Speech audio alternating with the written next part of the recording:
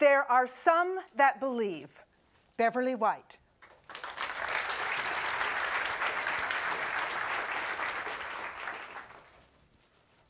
I don't know about you, but it's rare when television does anything to inspire me.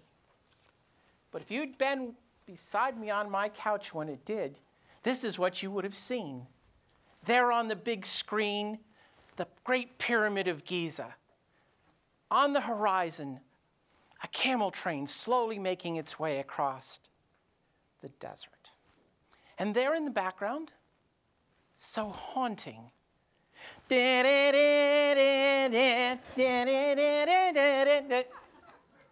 suddenly, the narrator says, there are some that believe that ancient extraterrestrials came to Earth and built this Great Pyramid. Did any of you get it? When I did, I jumped up from my chair.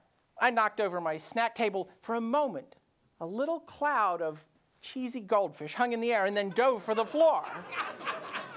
My husband leapt up from his chair and started yelling, "Honey, what is it?" and began beating me on the back. That's the Heimlich maneuver for old-timers. Now, why, you ask, did I jump up?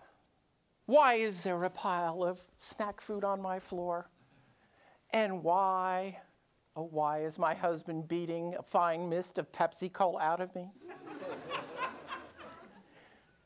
No, Madam Toastmaster and ladies and gentlemen, it was not because I had just learned that ancient spacemen were willing to travel billions of miles across space just to practice what, a hobby of stone cutting?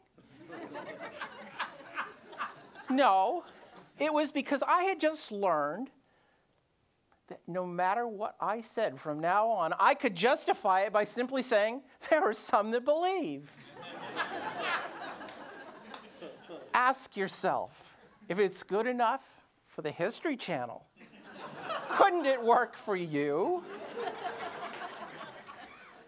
The good news is you're going to find out, because I'm going to teach you how to do it. I'm going to give you a great example of actually using it in real life, and then I'm going to give you the kicker for when there are skeptics, and it'll put them away. Are you ready? Okay. Let's say, for the sake of argument, that I've been at a cocktail party, a wine and cheese party, and I've had a few of these. I've had a lot of these. Oh, so good.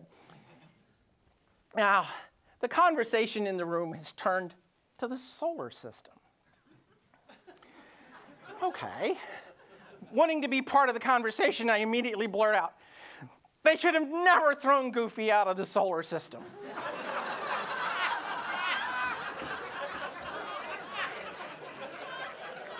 What? Everyone looks at me and goes, what? What are you talking about? My reputation is on the line. What can I do?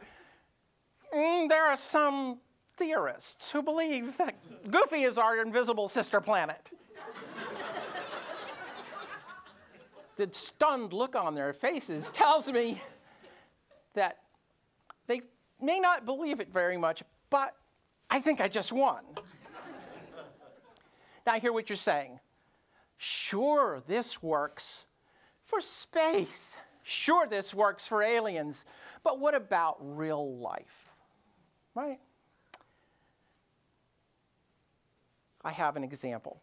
Not long ago, I was making my husband's favorite dinner, which was spaghetti and meatballs. And I had made the sauce, and I had made the meatballs in advance. But when it came time to go to the cabinet for the spaghetti, I realized I was in trouble.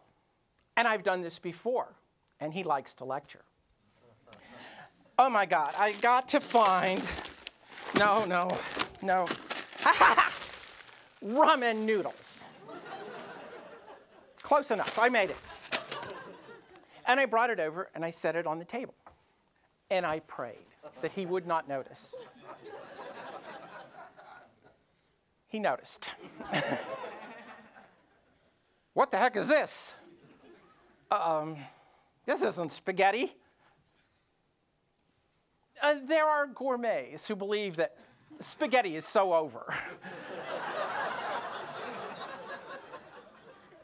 I could tell he wasn't really happy with it, and he shot me a dirty look and goes, "Why haven't I heard about this?" Okay, government's suppressing it. Spaghetti lobby, you know.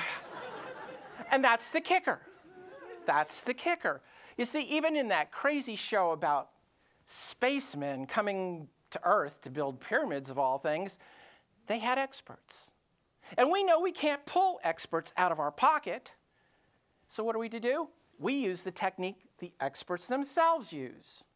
And that is, lack of evidence equals conspiracy.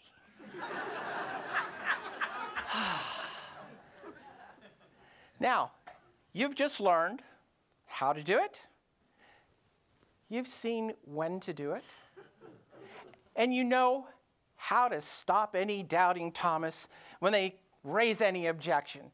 So what I want you to do is get out there and practice, right?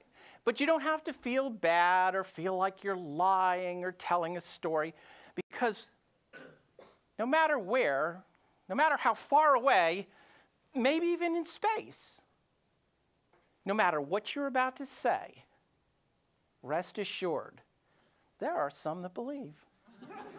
Madam Toastmaster.